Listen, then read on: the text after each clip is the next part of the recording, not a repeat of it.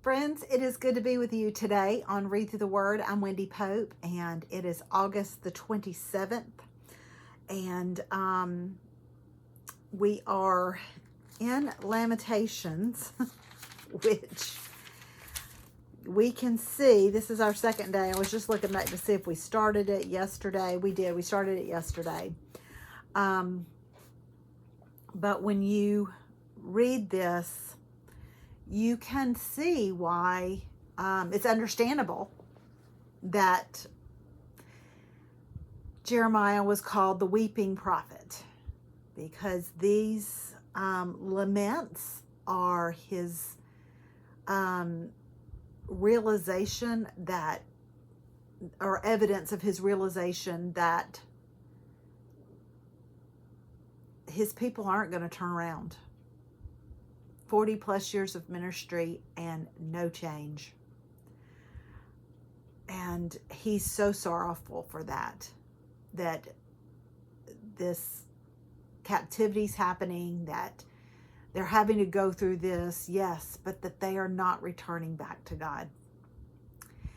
And I will tell you, it's quite convicting, because I don't know that I could write 5 chapters of lament regarding my sorrow for people that haven't come to the Lord. I'm ashamed to say that, but that's the truth. I go through seasons where I'm sorrowful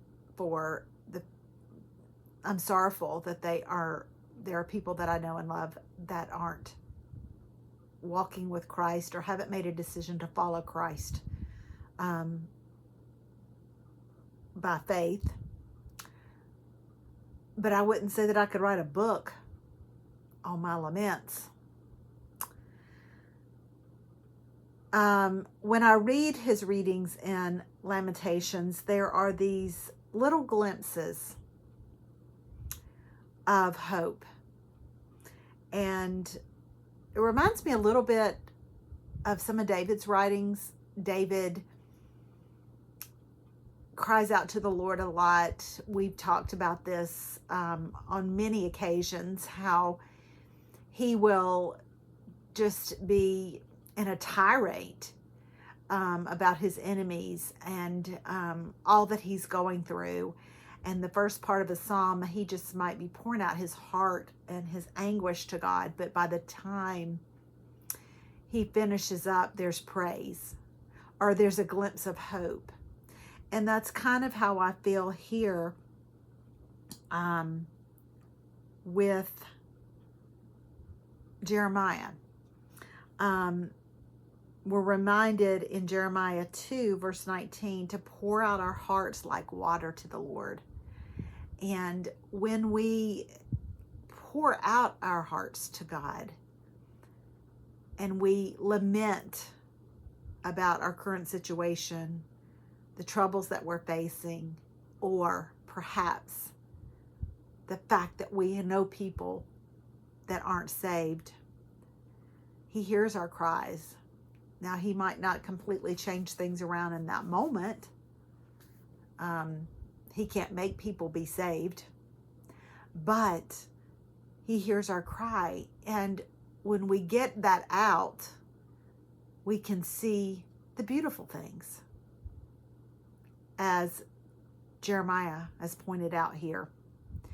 The word beautiful, or the word good, is translated towb in Hebrew, and it means pleasant, agreeable. A soul, that a soul be without knowledge is not good. In other words,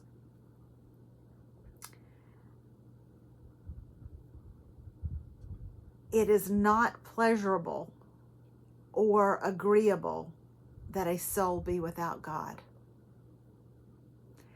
And we see that as examples here in Lamentations and in Jeremiah's writings, but we do see three things that are good in these short scriptures. And I never, in all of my journals, I don't think I have anything written to the fact that good or tov is mentioned 3 times here in verse 25 and 26 and 27.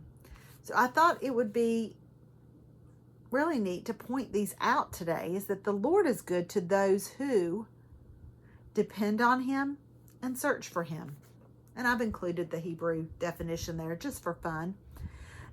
Interesting, the word waiting, kaw-vaw, it means waiting for, but notice there's a deeper meaning coming out of help studies, which is to twist and stretch.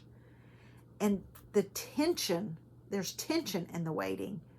And I thought, wow, that's interesting, because isn't that how we feel often when we wait? And depend there being translated as waiting is quite interesting as well.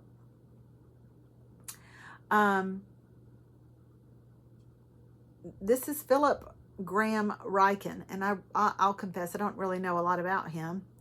This is the first time I recall ever seeing anything in my commentary that was, written by him. But I loved this. There are times when the only thing a sufferer can do is wait for God. But waiting is good. Waiting is pleasant. It's agreeable, because God is worth waiting for. And I've most of you are familiar with the book Wait and See, it's my first release many years ago. I think it's 2016. And I differ from that phrase of waiting for God. I look at waiting quite differently, waiting with God. Waiting for implies that I'm doing nothing but just sitting around twiddling my thumbs. But when I'm waiting with God, I'm experiencing him. I'm asking him to teach me. I'm asking him to show me. I'm asking him to be with me. I'm kind of treading life's waters with him. And but I do like the idea, but I'm more of a waiting with, not a waiting for. But another glimpse of hope that we get from Jeremiah here is that it is good to wait quietly for the salvation of the Lord, which is not something that I do very well. I like to be noisy and I wait. He says it's good for a man to bear the yoke of his youth. And that is also translated as discipline. And in one of the translations, our translation is discipline. It's under what was the other word that one of the other translations used? Not discipline, but anyways, it doesn't matter. And I thought it was really interesting what Spurgeon said about that, because I know what Scripture says here with youth as far as chronologically our age, but I also thought about those who are young in the faith, and that it's good when we're young in the faith to experience the discipline of God, because it's best learned when we're young, Spurgeon says. Spurgeon also says that it saves from 1,000 snares when we learn it young. And it keeps us from bearing the devil's yoke. It gives us more years to serve God. It gives us many more years of experience. And I just love that. But what I also want to close with this idea is kind of backing up to verse 24, when, and probably y'all are the same way, is it's hard to hope when we're in what seems like hopeless situations. And it's hard to focus on God being good and beautiful, and this waiting being beautiful, or this trial being pleasant, because we don't get to define good, God does. So it's hard for us at times, but I believe that Jeremiah recognized this.